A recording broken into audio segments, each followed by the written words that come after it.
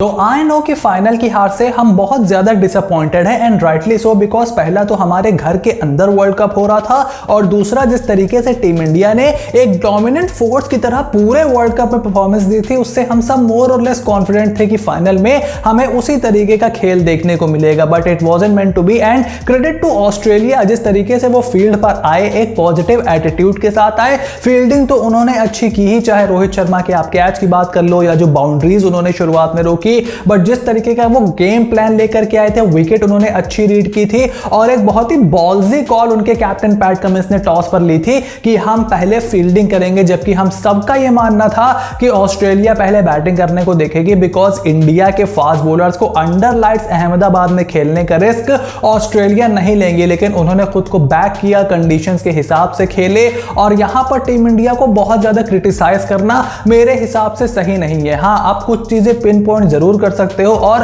Objective discourse जो है cricket को लेकर के वो हमारी सोसाइटी में थोड़ा सा कम है और यही चीज हम इस चैनल पर करने की कोशिश करेंगे। बिकॉज देखो, अगर आप केएल राहुल को क्रिटिसाइज कर रहे हो बहुत ज्यादा, थोड़ा ठीक है, आप बोल सकते हो कि हाँ ठीक है 10-15 रन वो ज्यादा बना सकते थे, बट उसके बाद अगर आप सूर्य कुमार यादव को क्रिटिसाइज कर रहे हो या जडेजा को क्रिटिसाइज कर रहे हो बैटिंग से, आपको जानना होगा कि ये जो विकेट थी ये बहुत ही ज्यादा फर्स्ट इनिंग में बल्लेबाजी के लिए मुश्किल थी, काफी ज्यादा ये ट्राई थी और जिस तरीके से गेंदबाजी का प्लान ऑस्ट्रेलिया लेकर के आई थी, वहां पर रन बनाना टीम इंडिया के बल्लेबाजों के लिए बिल्कुल भी आसान नहीं था। और अगर आप कुछ चीजें पिन पॉइंट करना चाहते ही हो तो मेरे हिसाब से श्रेयस अय्यर का जो विकेट गिरा था वो बहुत ही बड़ा विकेट ऑस्ट्रेलिया को मिला था, जब वो ज्यादा रन नहीं बना पाए और आते के साथ ही आउट हो गए। बिकॉज वो एक ऐसे बल्लेबाज हैं जो Maxwell, Zampa, even Travis Head ऐसे स्पिनर्स को सीधे छक्के मार सकते हैं, अच्छी तरीके से अटैक कर सकते हैं और गेम का मोमेंटम चेंज कर सकते हैं। तो उनका विकेट मेरे हिसाब से बहुत बड़ा विकेट था इस पिच पर। और उसके बाद जो पिच पर आप खेले हो, आपने ऑपोजिशन को आने का मौका दिया है गेम में। अगर आप अच्छी फ्लैट विकेट या स्पोर्टिंग विकेट पर खेलते होते तो आपको ऑस्ट्रेलिया हरा दे, इसके चांसेस और ज्यादा कम हो जाते। आपने देखा कि आप जब भी अच्छी बैटिंग विकेट्स पर खेले हो, 4-4 100 रन आपने ठोके हैं और उसके बाद सामने वाली टीम पहले ही हार मान जाती है। तो अच्छी विकेट्स पर खेल करके जो बेटर टीम होती है, मैं हमेशा बोलता हूं कि अगर आप अच्छी बैटिंग विकेट पर खेल रहे हो तो जो बेटर टीम होगी, जिसकी बैटिंग और बॉलिंग दोनों अच्छी होगी, उसी के जीतने के चांस होंगे। क्योंकि अच्छी बैटिंग विकेट क्या करती है, आपकी जो बैटिंग की क्वालिटी है उसको बढ़ाना पड़ता है, बिकॉज सामने वाले के लिए भी आसान होता है और फिर आपकी जो गेंदबाजी है उसको भी अच्छा करना होता है, बिकॉज वहां पर गेंदबाजों की जरूरत भी ज्यादा होती है। तो मेरे हिसाब से ये पिच का जो खेल था, फिर आपकी पहले बैटिंग आई और ऑस्ट्रेलिया का गेम प्लान जो था वो बहुत ही ज्यादा सटीक था। केएल राहुल चाहकर भी क्या कर सकते थे, वो अटैक कर सकते थे, उनका विकेट गिर सकता था, फिर हम कहते हैं तो कभी फाइनल में परफॉर्म ही नहीं करते। सो ही ट्राइड हिज बेस्ट। नीचे बहुत ज्यादा बल्लेबाजी थी नहीं, मे भी 15-20-30 रन आपके शॉर्ट हो गए थे। 40 रन राहुल द्रविड़ ने बोला कि 280 की विकेट थी, बट 280 भाई बनेंगे कैसे जब जिस विकेट पर आपको जिस बल्लेबाज की जरूरत है वो लंबे रन बनाएगा नहीं। शुभमन गिल रन बनाए नहीं, ऊपर से श्रेयस अय्यर रन बनाए नहीं, तो ऐसे विकेट पर आपको ऐसे बल्लेबाजों की जरूरत पड़ती है। एंड क्रेडिट टू ऑस्ट्रेलिया जिस तरीके से वो गेम प्लान लेकर के आए थे, and congratulations to them also जिस तरीके से 6th वर्ल्ड कप वो जीते। लेकिन अब सवाल यह है कि टीम इंडिया के लिए आगे क्या होगा, बिकॉज आप थोड़े दिन गम में रहोगे बट आगे तो आपको देखना ही पड़ेगा और वही इस वीडियो में हम बात करेंगे। ऐसे 3 पॉइंट है मेरे पास जो कि आगे जाते हुए ना सिर्फ वाइट बॉल क्रिकेट में यानी कि वनडे और T20 और अगले साल होने वाले T20 वर्ल्ड कप की भी बात होगी, बल्कि टेस्ट क्रिकेट में, ओवरऑल क्रिकेट में अब आगे जाते हुए टीम इंडिया का यहां पर क्या मैप होना चाहिए, क्या ब्लूप्रिंट होना चाहिए, सबके बारे में बात होने वाली है। So make sure to click on the subscribe button, press the bell notification, become part of the family, ताकि इस तरीके की जो भी वीडियो आए वो आपसे बिल्कुल भी मिस ना हो। सबसे पहला पॉइंट जो कि टीम इंडिया और बीसीसीआई को ध्यान में रखना होगा आगे का रोड मैप बनाते हुए, is do not make radical changes and force transition, जैसे कि हमने वर्ल्ड T20 के बाद किया था। और सीनियर और यंग प्लेयर्स के मिक्सचर को यहां पर ध्यान में रख करके टीम बनानी होगी। क्योंकि अगर आपको याद हो तो वर्ल्ड कप 2022 जो था T20 वर्ल्ड कप ऑस्ट्रेलिया में, उसके बाद क्या हुआ था, आप हार करके आए थे। पब्लिक ओपिनियन और सोशल मीडिया के प्रेशर में आकर के आपने कई बड़े डिसीजन लिए। लिए। आपने सबसे पहले सेलेक्टर्स के सैक होने की खबर आई, उसके बाद पूरे स्टिंग ऑपरेशन वाला मामला हुआ, उसके बाद आपने यंग टीम अनाउंस की, हार्दिक पांड्या को कप्तान बनाया।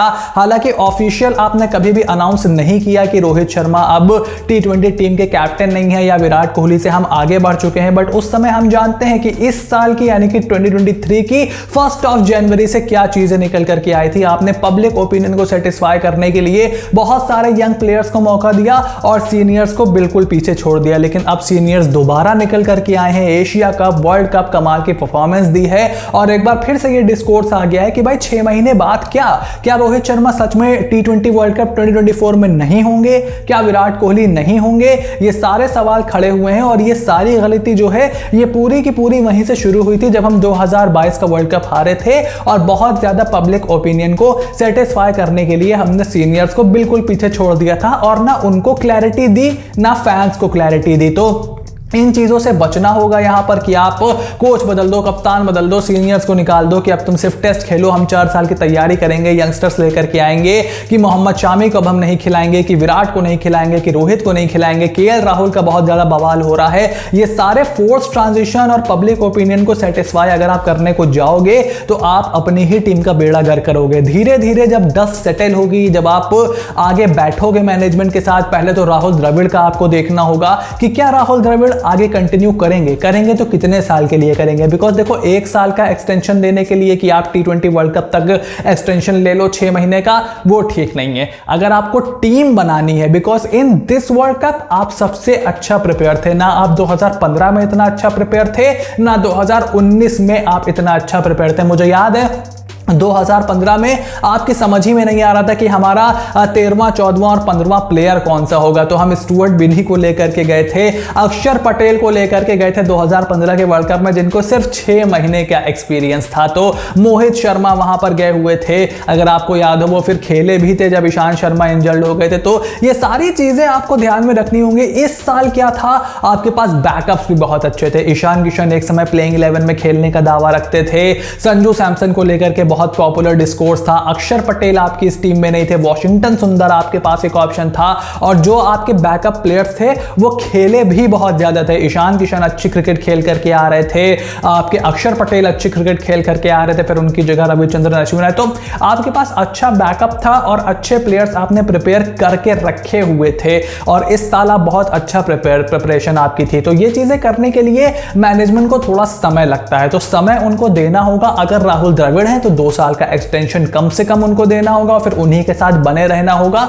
Regardless of the 2024 result. और ये भी देखना होगा कि क्या टेस्ट और वनडे का कोच आपका अलग अलग होगा, क्या राहुल द्रविड़ कितना अवेलेबल रहना चाहते हैं, उसके बाद आप धीरे प्लेयर्स पर आओगे। क्योंकि जब आपकी मैनेजमेंट ही अभी तक फिक्स नहीं है तो प्लेयर्स आप कैसे फिक्स कर लोगे। तो सबसे पहले फोर्स ट्रांजिशन से यहां पर BCCI को बचना होगा। और इसके बाद यहां पर सेकंड पॉइंट यह है कि आपको प्लेयर्स आइडेंटिफाई करने होंगे अक्रॉस फॉर्मेट, क्योंकि हमारा सिस्टम ऐसा है कि हम world cup to world cup चलते हैं। 50 ओवर के वर्ल्ड कप की मैं बात कर रहा हूं। तो आपको अब प्लेयर्स आइडेंटिफाई करने होंगे और हर किसी को सचिन तेंदुलकर और विराट कोहली की लीग में लाने के लिए आपको उनको उस मतलब लेवल पे नहीं देखना होगा कि शुभमन अगले विराट कोहली हैं, कि ऋतुराज अगले विराट कोहली हैं, कि यशस्वी अगले सौरव गांगुली है। इस तरीके का डिस्कोर्स आपको रोकना होगा। फॉर्मेट्स के प्लेयर्स आपको आइडेंटिफाई यहां पर करने होंगे और जब आप ये काम करोगे तो आपको देखना होगा कि देखो T20 वर्ल्ड कप जल्दी जल्दी आता है, 2026 में फिर वर्ल्ड कप है, पता नहीं चलेगा 2026 आकर के आपके सामने खड़ा हो जाएगा। अभी सिर्फ 6 महीने में आपको T20 cricket, T20 world cup खेलना है और उससे पहले बहुत ज्यादा T20s आपके पास है नहीं। बिकॉज ये देखो जो T20 सीरीज है ऑस्ट्रेलिया से, यहां पर तो मोस्टली आपके जो प्लेयर्स हैं वो रेस्ट करेंगे, कोच भी आपके अभी कुछ कंफर्म नहीं है उनका कि वो रेस्ट पे होंगे, कि उनका एक्सटेंशन क्या है कि क्या नहीं है। तो सबसे पहले जब तक वो डिसाइड होगा तो इस सीरीज को तो छोड़ दो। साउथ अफ्रीका से आपको सीरीज की तैयारी करनी होगी बिकॉज हार्दिक पांड्या भी अवेलेबल नहीं है। उसके बाद अफगानिस्तान से आपने खेलना है, फिर आप 5 टेस्ट खेलोगे, फिर IPL, फिर T20 वर्ल्ड कप और कुछ भी आपके पास T20 खेलने के लिए आई एम अफ्रेड है नहीं। तो जितनी जल्दी आप प्लेयर्स आइडेंटिफाई कर लो कि ठीक है ये रिंकू सिंह हमें चाहिए एज अ फिनिशर, ठीक है ये संजू हमें चाहिए वनडे में नहीं T20 में हमें चाहिए, ठीक है यशस्वी हमारा ओपनर है, ठीक है ईशान किशान वनडे में ठीक है लेकिन यशस्वी हमारा T20 में ओपनर है, ठीक है हमारा बैकअप ओपनर जो है वो ऋतुराज है, ठीक है तिलक को हम 4 पे खिलाएंगे। मतलब आप समझ रहे हो, ये तो एग्जाम्पल मैं दे रहा हूँ, बट इस तरीके से आपको प्लेयर्स आइडेंटिफाई करने पड़ेंगे बिकॉज इतनी क्रिकेट हो रही है, हर प्लेयर को हर फॉर्मेट खिलाना आप अफोर्ड नहीं कर सकते हो, उनकी टेक्निक अफोर्ड नहीं कर सकती है और ये थोड़ी सी एक दिक्कत रही है लंबे समय तक। हालांकि पिछले कुछ सालों से, खास करके जब से राहुल द्रविड़ आए हैं तब से मैंने इस चीज में सुधार होते हुए देखा है, बट उससे पहले यार शिखर धवन हर जगह ओपन कर रहे थे, टेस्ट में वनडे में T20 में स्ट्रगल, रोहित शर्मा का T20 वर्ल्ड कप का रिकॉर्ड आप देखो, तो ये सारी चीजें आपको देखनी पड़ेंगी, प्लेयर्स आइडेंटिफाई करने पड़ेंगे और उसी के बाद आगे जाना होगा। और तीसरा और सबसे पॉपुलर पॉइंट जिसके बारे में ऑलरेडी बात होना शुरू हो गई है कि आखिर नए कप्तान का यहां पर क्या भविष्य होगा, और मेरे हिसाब से they need to bring a new captain into the mix and start preparing for future right away because देखो लीग क्रिकेट इतनी ज्यादा हो रही है और टेस्ट क्रिकेट हम बहुत ज्यादा खेलने लग रहे हैं, तो होता क्या है कि वनडे क्रिकेट वो कहीं बीच में रह जाती है और जो T20 सीरीज होती है या वनडे सीरीज होती भी है उसमें बहुत सारे प्लेयर रेस्ट लेते हैं एंड राइटली सो। तो जो फ्यूचर का प्लान है आपका उसको आपको तैयार करना होगा। मेरा ओपिनियन यहां पर यह है कि अब वनडे क्रिकेट और T20 क्रिकेट में रोहित शर्मा अगर एज अ प्लेयर खेलना चाहते हैं वनडे क्रिकेट, आप जरूर उनको खिलाओ, but it is the time to make the leadership transition as well because देखो आप T20 और वनडे का अलग अलग कप्तान रखोगे, I am really not sure about it. तो मेरा पहला सजेशन यह है कि जिसने भी आपको कप्तान बनाना है, देखो अगर आप हार्दिक पांड्या की लीडरशिप को लेकर के कॉन्फिडेंट नहीं हो इन दी ODI फॉर्मेट और आपको नहीं लगता उनकी फिटनेस को देखते हुए कि वो 4 साल बाद क्या आ पाएंगे, he is 30 years right now,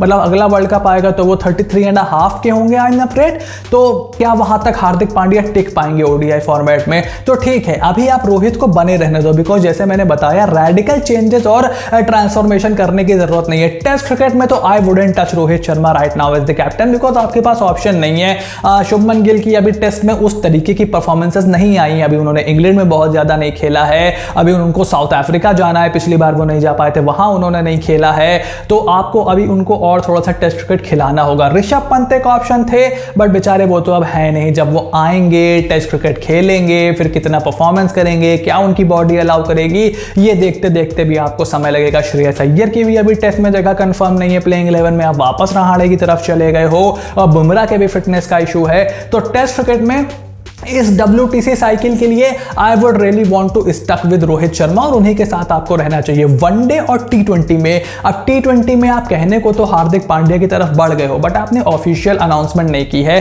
तो मेरा सजेशन यहां पर सिर्फ इंडियन क्रिकेट को नहीं है, इसमें आप पाकिस्तान क्रिकेट को ले लो, वेस्ट इंडीज क्रिकेट को ले लो, तमाम बोर्ड्स को मेरा सजेशन यह है कि ये जो T20 वर्ल्ड कप है और T20 फॉर्मेट है इसको अब आपको IPL या फिर लीग क्रिकेट की तरह अप्रोच करना होगा। IPL क्या होता है, आप एक को लेकर के आते हो, उनको कप्तान बनाते हो, देखते हो कि क्या उनके अंदर टीम अच्छी चल रही है, किस तरीके के रिजल्ट्स वो प्रोवाइड कर रहे हैं, because at the end result ही सबसे ज्यादा मैटर करता है। और क्योंकि हर 2 साल में T20 वर्ल्ड कप आ जाता है, हर 1.5 साल में तकरीबन आ जाता है, तो आपको देखना होगा कि T20 फॉर्मेट को अब आपको लीग की मेंटेलिटी से जाना होगा। लॉन्ग टर्म आप भूल जाओगे 4 साल हमने कप्तान बनाना है, 3 वर्ल्ड कप खिलाने, भूल जाओ उस बात को। आप ऐसी टीम तैयार करो जो उस फॉर्मेट में उस समय उस टाइम पर और उन कंडीशंस में आपको ट्रॉफी जिता पाए। तो अब 6 महीने हैं आपके पास, IPL के फ्रेंचाइजीज की तरह सोचो, जैसे मुंबई इंडियंस सोचती है, जैसे धोनी सोचते हैं, या जैसे और बाकी सारी फ्रेंचाइजीज, बहुत सारे सक्सेसफुल फ्रेंचाइजीज हैं ऑल ओवर द वर्ल्ड अलग अलग लीग्स में, उनकी तरह सोचो कि ठीक है 24 में हार्दिक आए, आपको लगा नहीं यार नहीं मामला बन रहा है, शुभमन की तरफ चलते हैं, शुभमन को आपने दे दिया, 1-1.5 साल शुभमन ने किया, 2026 का वर्ल्ड कप आ गया, इट्स एन एग्जाम्पल। तो इस तरीके से आपको T20 क्रिकेट को अप्रोच करना होगा।